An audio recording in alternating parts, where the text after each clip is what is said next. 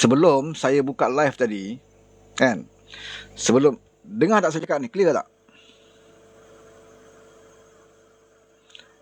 Langkah demi langkah, langkah demi langkah, semuanya gagal. Angan demi angan, semua berkecai. Terima kasih pada para lebay. Selamat tinggal Dubai.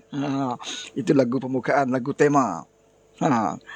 Kamel, kau jalankan tugas kau sebagai moderator. Siapa lagi yang jadi moderator ni? Kamel jalankan tugas kau sebagai moderator. Siapa yang mencarut, yang cuba nak ban aku punya akaun ni dengan komen-komen yang melampau, kan? Sila hantar dia keluar pintu rumah. Tetapi kalau nak kutuk saya, jangan block dia orang, jangan mute dia orang. Dia kutuk, biarkan dia kutuk. Kan? Kutuk tak apalah, biasalah. Saya seronok orang kutuk-kutuk ni. Dah lama tak kena kutuk. Kan? Kalau setakat dia kata botak lah apalah, biarkan. Sebab itu bukan fitnah, itu fakta. Bila dia kata saya botak, jadi tidak ada masalah sebab bukan fitnah. Itu fakta. Tapi kalau dia kata saya ni rambut panjang lah kan, janggut saya panjang lah, itu fitnah lah. Kalau kata botak ke, orang tua ke, itu bukan fitnah, itu betul. Jadi tak perlu nak block dia, tak perlu nak mutekan dia. Biarlah dia cakap benda yang betul, tak apa. Okay? Saya bukan paloi. Ini kata siapa? Kata Premier Sarawak semalam, ya, dalam town hall dia semalam. Apa lagi yang fakta yang kau nak tengok ni sebenarnya? Yang selama ini kau kata Anwar dah hilang sokongan sebenarnya. Ini yang selalu keluar daripada mulut Papa Gomo. Sebenarnya Anwar dah hilang sokongan 2 minggu dah. Lama dah hilang sokongan. Sebenarnya dia tahu dia hilang sokongan. Papa Gomo dah kata macam tu lah, kan? Dekat walaupun dia yang bodoh tu. Sebab itu dia tutup komen. Kalau saudara tengok Papa Gomo buat live, dia tutup komen, saudara. Dekat YouTube tu dia tutup komen. Dekat TikTok pun dia tutup komen. Dia nak cakap seseorang supaya saudara masuk dalam telinga ni, apa yang dia cakap tu simpan terus, percaya. Masuklah otak. Kalau otak saudara berfungsi dengan baik, maka yang masuk tu tadi dia boleh keluar balik. Tapi kalau otak saudara tidak berfungsi dengan baik, telah diracuni oleh virus, kan? Maka saudara akan telan hidup apa yang dia sebut. Sebab itu dia tutup komen. Kalau dia buka komen, dia tak akan mampu menjawab macam-macam persoalan orang akan tanya dalam komen. Orang akan tanya dia, ini dah kali ke berapa puluh dah ni Papa Gomo, kau nak janji ni. Yang kau kata Anwar dah hilang sokongan 2 minggu. 2 minggu lebih dah. Sebenarnya tak ada sokongan. Tapi dalam tempoh 2 minggu tu, seorang pun kau gagal buktikan mana-mana MP daripada pihak kerajaan yang menyatakan tidak menyokong PMX. Seorang je tak payah minta. Kan? Kamu perlukan berapa puluh orang nak bentuk kerajaan sebenarnya. Sekarang ni dia ada 74, 75, betul? Berapa puluh orang lagi yang kamu nak cari nak jatuhkan PMX. Tapi saya tak minta ramai. Saya minta seorang je. Daripada kerajaan perpaduan. Jangan kata saya Saddiq. Saya Saddiq dia tidak terlibat dalam kerajaan perpaduan. Kan? Dia pun tidak terlibat dengan PN. Dia duduk di tengah-tengah. Ni anak muda yang berani kononnya ni, berjuang ni. Duduk tengah-tengah. Anak muda apa duduk tengah-tengah? Kan? Sebab tu kita tak heran saya Saddiq ni lari banyak pagar. Banyak tembok. Kan? Dalam politik nak duduk tengah-tengah. Benda ni politik duduk tengah ni. Nak berjuang kena berani. Mana boleh duduk tengah-tengah? Kamu tu ketua parti. Kamu yang tubuhkan parti muda. Kamu pengasas parti muda. Takkan berpolitik nak duduk tengah-tengah. Mesti berani. Pilih antara dua pihak. Di mana kamu rasa benar, kamu kena berada di situ. Kan? Di akhirat besok pun, bukan ada tengah-tengah. Ada syurga, ada neraka je. Mana ada tempat yang duduk tengah-tengah? Jadi di dunia ni buat pilihan. Kalau kamu kata, oh dua-dua tu sama. Katalah kamu kata, oh dua-dua pihak ni sama je sebenarnya. Katalah macam itu. Tapi kamu terpaksa juga buat pilihan. Kalau kamu kata kedua-duanya sama, maka kamu ambil keputusan duduk tengah. Tak boleh. Kamu kata kedua-duanya sama, kamu kena buat pilihan. Nak buat pilihan macam mana? Cari yang terbaik. Cari yang lebih baik. Mustahil ada dua parti sama daripada gerak kerjanya, track recordnya, ya, integritinya. Takkan sama, saudara. Ya, DAP tu nak dibanding dengan parti PAS pun takkan sama. Mungkin PAS lebih dia dari segi akidah lah. Kan? Ramai ahli dia, akidah dia Islam. DAP ni ramai yang bukan Islam, walaupun ada Islam. Tapi di situ PAS menang dari segi akidah. Dari segi integriti, dari segi akhlak dan moral, belum timbang lagi. Jadi kena buat pilihan.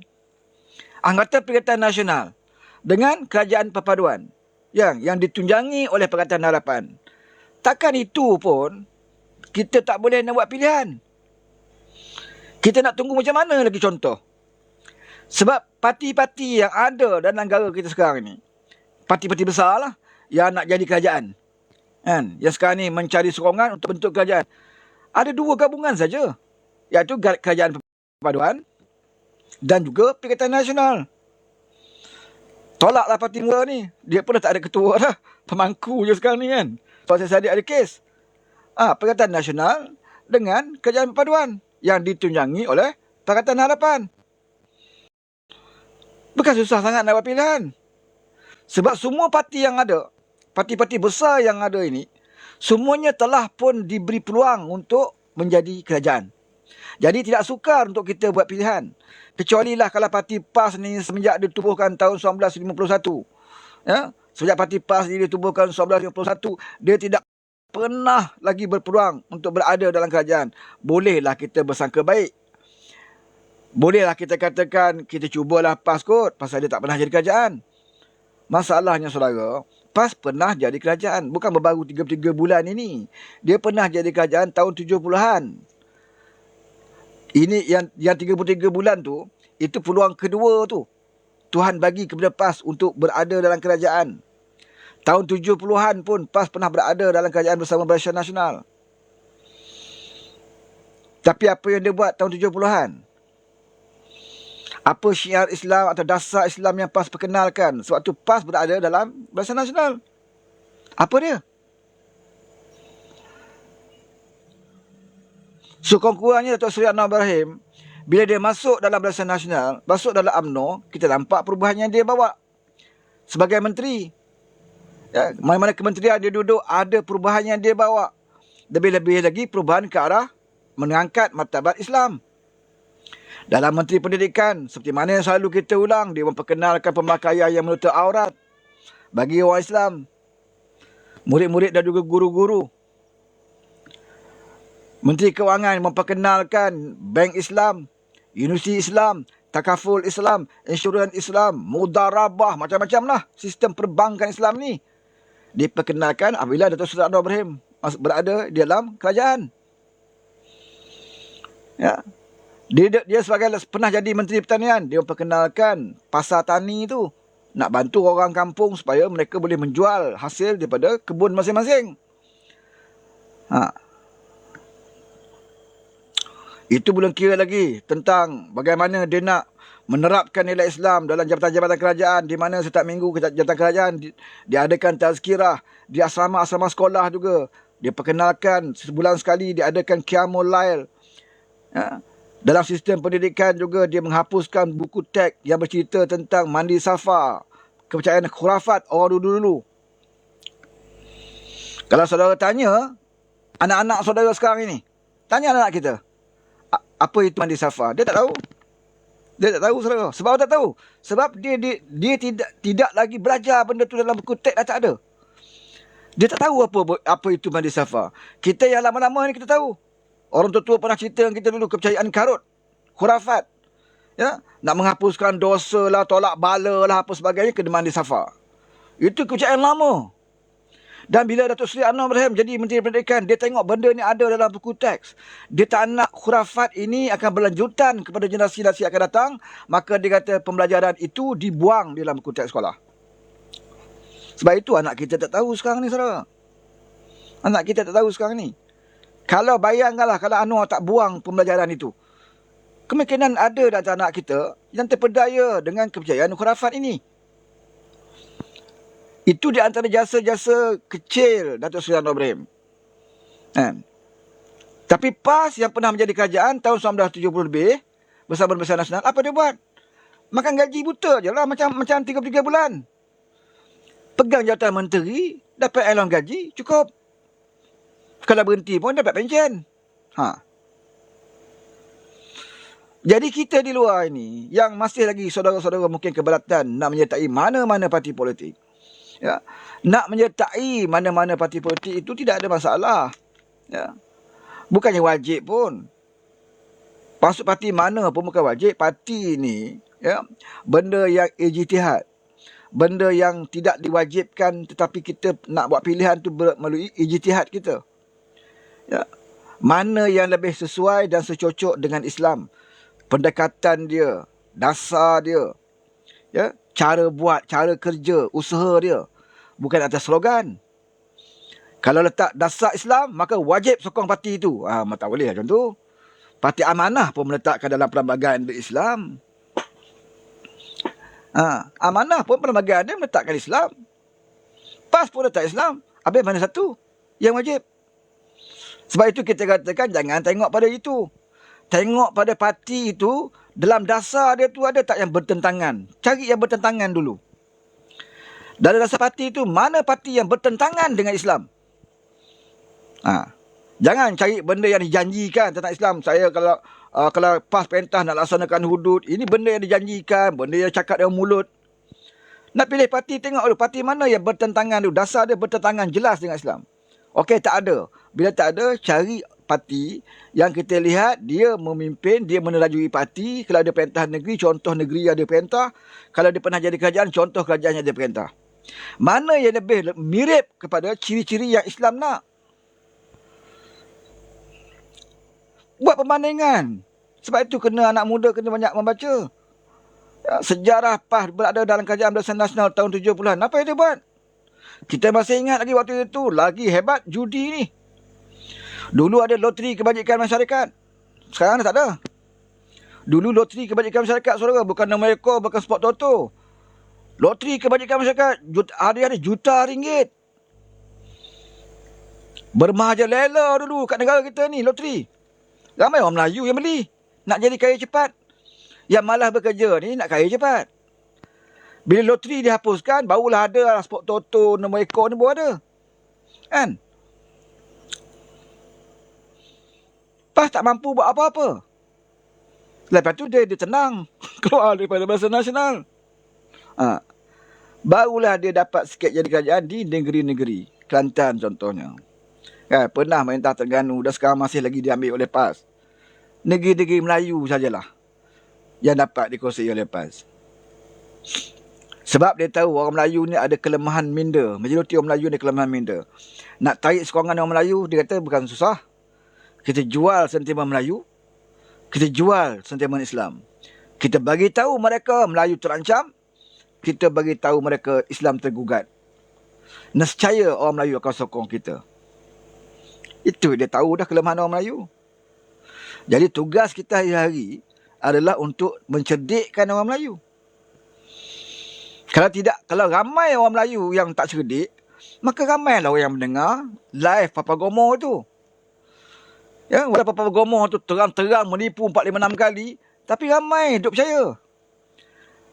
Kalau kita masih mengekalkan majoriti Melayu yang tak cerdik, maka Raja Putra yang duduk di Manchester tu, setiap malam buat live temerang kita. Sebab dia tahu dekat Malaysia masih ramai lagi Melayu yang tak cerdik.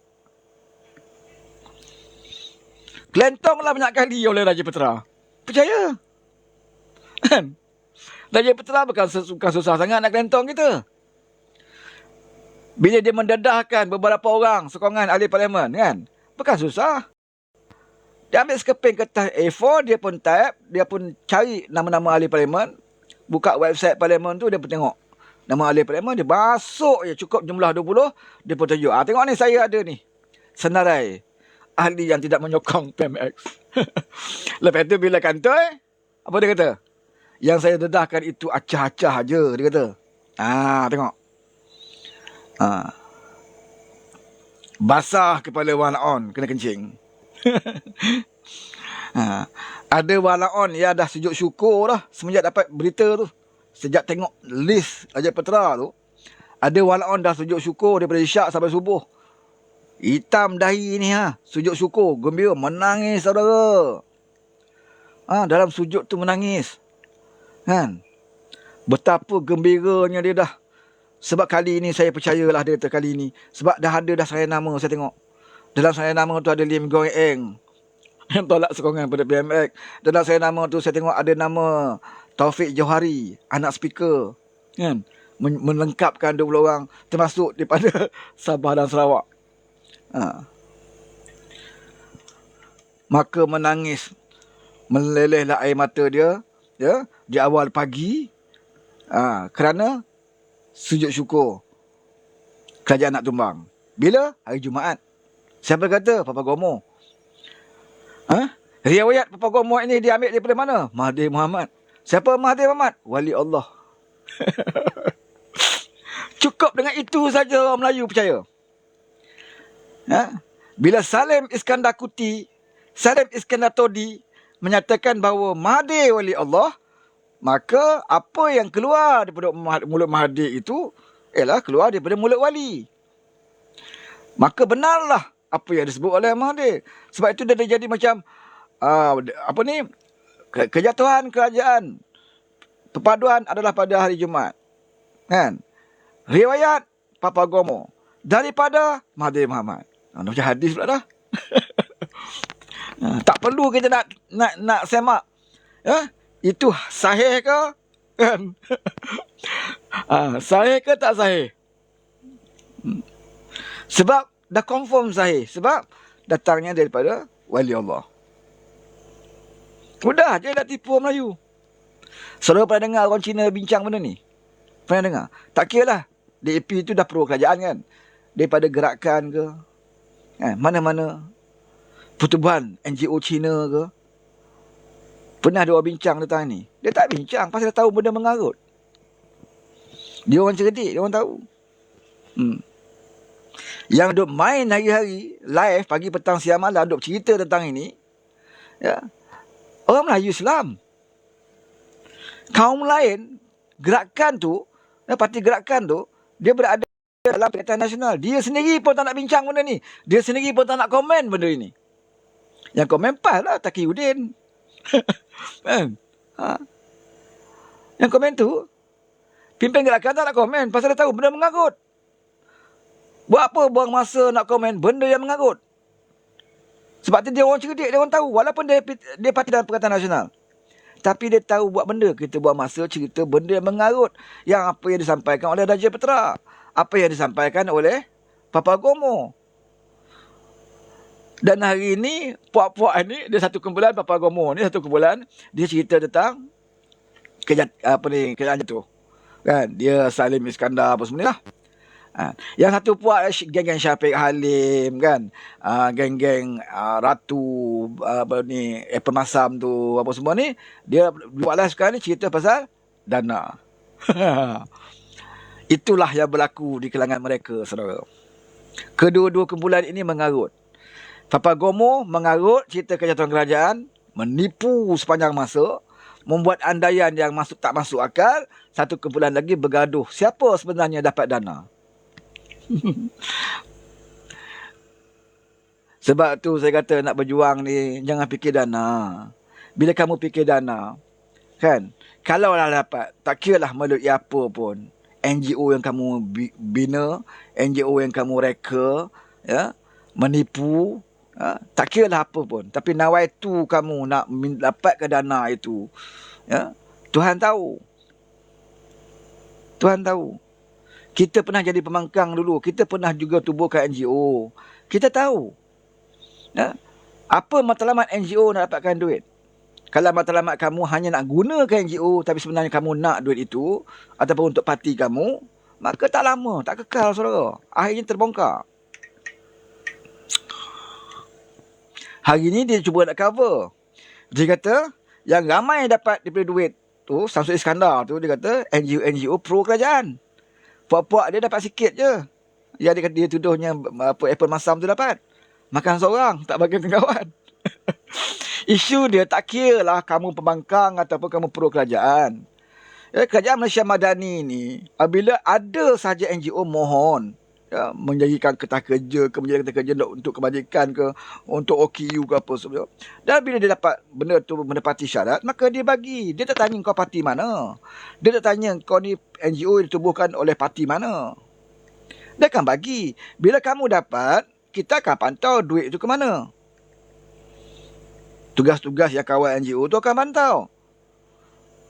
Jadi kamu yang ada nawaitu tak baik, kamu nak gunakan NGO untuk kepentingan diri atau parti kamu, di situ dah berlakunya perpindahan akaun kepada akaun. Akhirnya tak perlu SPRM datang siasat. Akhirnya tak perlu kita siasat. Akhirnya kamu sesama kamu dedahkan. Sampai boleh tunjuk akaun bank dipamerkan, didedahkan. Bukan SPM dedahkan, bukan PH yang dedahkan. Geng kamu siap bercerita lagi. Mas tumpang akaun saya transfer pada dia. Cerita dalam live. Saudara, tak mudah kita tengok orang menipu nak cerita live tentang penipuan dia. Tetapi kenapa berlaku di kalangan mereka? Sebab Allah buka aib sesama mereka. Tanpa mereka sedari, sepatutnya kalau mereka ada otak, mereka nak cerita ke tentang akaun-akaun ni dalam live. Siap tunjuk akaun kawan dia pula cerita, dia pun dapat juga.